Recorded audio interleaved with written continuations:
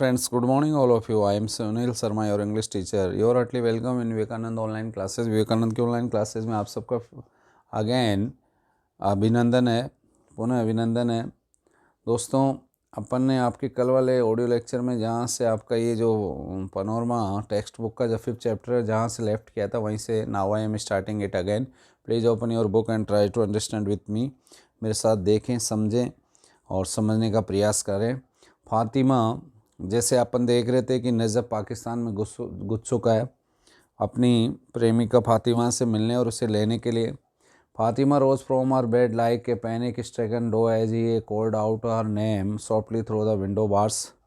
जैसे ही उसने खिड़की के पास सलाखों से धीमे स्वर में उसका नाम पुकारा फातिमा का, तो वो भयभीत हिरनी सी बिस्तर से उठ गई। It look some an anxious moment for its to sink in that it was a Najaf. Her lustrous eyes lit up in dark of the room as he opened the door.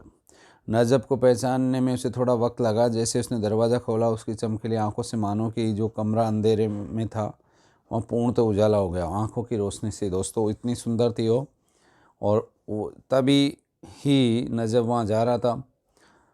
2 hours before dawn, भोर यानी सुबह होने में 2 घंटे का समय बाकी था।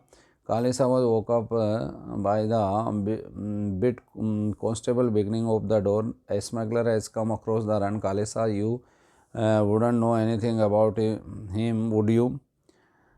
सुबह होने में 2 घंटे से पहले के समय एक सिपाही जोर जोर से दरवाज़ा खटखटाता और कालिसा को जगाता है। कालिसा फातिमा का पिता था। दोस्तों, ये एक लौंग व्यापारी था। कालिसा, एक तस्कर सरहद पार करके यहाँ आया है, क्या तुम उसके बारे में जानते हो क्या? वो पूछ रहा है। कसम तुम्हारी, not has enter the house of a village और the village even dog has not been be barking tonight. Then he added with a knowing wink, why should a smuggler come to me. कसम तुम्हारी, घर में क्या गांव में भी एक चिड़िया भी नहीं आई। कालिसा वैसे एक धूर्त व्यक्ति था, तेज तर्राट व्यक्ति था, यहाँ तक कि आज रात को तो कुत्ते भी नहीं भौंक रहे थे। वो कांस्टेबल को जवाब देता है दोस्तों इस तरीके से। तब उसने जानबूझकर पलके झपकाते हुए अंत में पूछा कि कोई तस्कर वैसे भी मेरे पास क्यों आएगा जो तुम मुझसे पूछ रहे हो। But the law was not amused. Kalisa he said sardonically, your belly is stuffed full with the silver. It would outweigh even the dirt in your heart. लेकिन सिपाही आनंदित नहीं हुआ। उसका उत्तर सुनकर उसने तिरस्कारपूर्ण हंसी के साथ कहा, कालिसा, तुम्हारा पेट चांदी से भर गया है, दिल में थोड़ी सी धूल भी अंदर चली गई है और वजन बढ़ गया है तुम्हारा।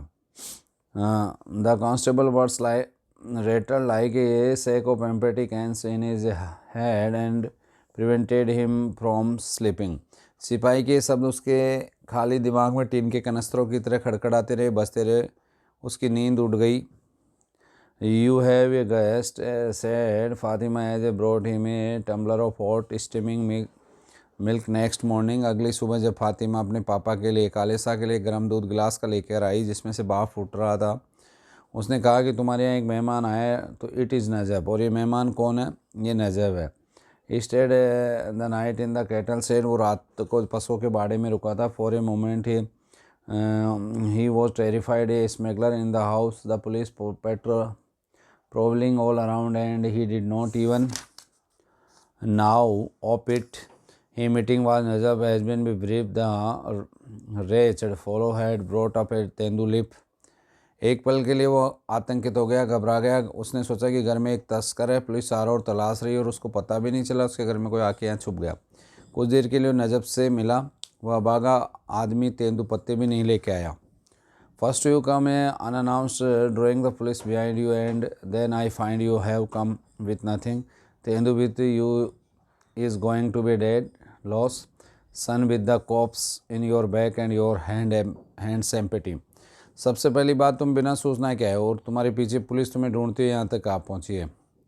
मुझे पता चला है कि तुम कुछ लेके भी नहीं आए हो, तो तुम्हारे साथ घाटा का व्यापार करना घाटे का सौदा है। बेटा, पीठ पर चोंगा डाले तुम खाली हाथ कैसे चले आए यहाँ पे? ये सब कालिसा कह रहा है दोस्तों नजब से। नजब told that Kalisa vest clothes with its black and white checks look like a chessboard. He would be have to make the move carefully. He showed the gold bracelet. I have come for the cloth, चाचा जान, and I shall pay in gold. काले शाह की तहमत जिस पर काले और सफ़ेद checks थे, नजब को ऐसा लगा कि वह शतरंज बोर्ड हो। उसे बहुत ही सावधानी से चलना होगा इस शतरंज बोर्ड पे, यानी इस आदमी के व्यक्तित्व को ध्यान में रखते हुए उसने सोने का कंगन दिखाया और कहने लगा, मैं लौंग खरीदने आया हूँ चाचा जान, और इसके लिए सोना देकर कीमत अदा करूँगा। The next day, Kalesa was busy buying in clothes and arranging to get Allah Rakha gate a few miles away by a cowherd. Otherwise, the presence of a strange camel would have let loose a babel of tongues. Najab slept in the cattle shed in the evening and slipped into the Fatima room late night. अगले 2 दिन काले शाह लौंग खरीदने में और अल्लाह रखा को कुछ मील दूरी पर एक झुंड में के साथ चराने में प्रबंध करने में व्यस्त हो गया, क्योंकि दूर रखना ज़रूरी था उसको ऊँट को। अन्यथा एक अजनबी ऊँट को देखकर लोगों के मन में आशंका हो जाती कि ये कहाँ से आया। शाम को नजम पशु बाड़े में सो जाता था, किंतु जब देर रात्रि हो जाती थी तो फातिमा के कमरे में आ जाता था। दोस्तों, they went me to marry Mahfouz Ali. She told him he is related to us from my mother's family. The way in he stammered, you shouldn't hear him. Urchins started mimicking him the moment they set eyes on him. It is just a step removed from being an haunched like a madman and pelted with a stones. वे चाहते हैं, मेरे माता पिता, फातिमा नजब से कह रही है कि मैं महफूज अली से विवाह कर लूँ। महफूज अली मेरी माँ के रिश्तेदारों में से एक है। वो जिस तरह कहलाता है तुम्हें एक बार उसे सुन लेना चाहिए। ये फातिमा कह रही है नजब से। जैसे ही उस पर नज़र पड़ती है, शैतान बच्चे उसकी नकल उतारने लग जाते हैं उसके अकलाने की। ये पागल के पीछे लगने और पत्थर फेंकने से थोड़ा ही कम है। He has never occurred to you take a ride on Allah Rakha across the runs. He had kept silent and silent was essence. It was as simple as that. क्या तुम्हें कभी ऐसा नहीं लग रहा कि अल्लाह रखा पर बैठ के तुम रण पार करके निकल चलो? ये बात नजब कह रहा है फातिमा से। जब उसने ऐसे कहा तो चुप रही, और चुप्पी का मतलब दोस्तों स्वीकृति माना जाता है। ये बिल्कुल आसान था उसके लिए समझना। The first lurch of the camel next evening and they were off. He had waited with his the camel and outskirt of the village, and she had slipped out after her father had started a snoring. Snoring means होता है दोस्तों खर्राटे लेना।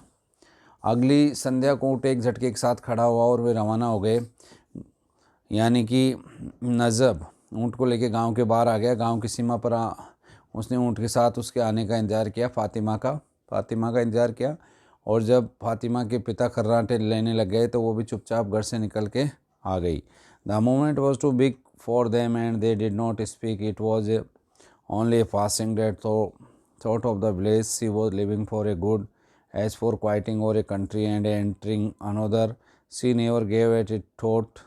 Where did one have the time, or Pakistan or Hindustan, when one was eloping with one love and crossing the deserted which divided both physically and symbolically the two countries. For her meant just a shift in a dialect, a smear of a Kachi added into a little the Sindhi and sandpapered away. दोस्तों, ये क्षण उनके लिए एक बहुत ही बड़ी घटना थी और वो कुछ नहीं बोली। फातिमा चलते चलते उसे गांव याद आया जिसे वो सदा के लिए छोड़ रही थी।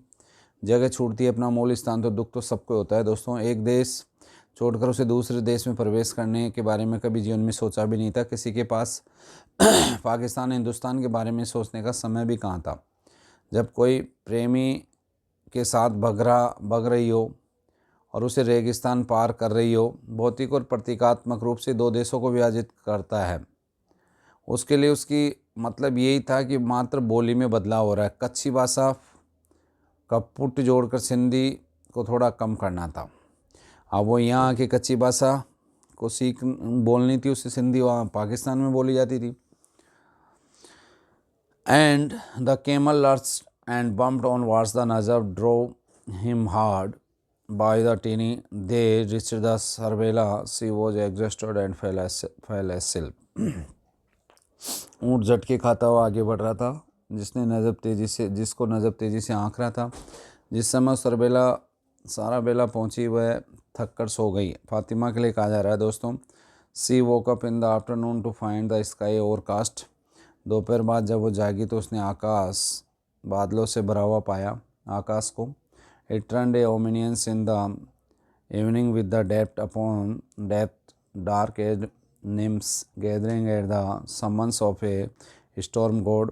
Another night they journey facing wind which huddled the sand in their faces.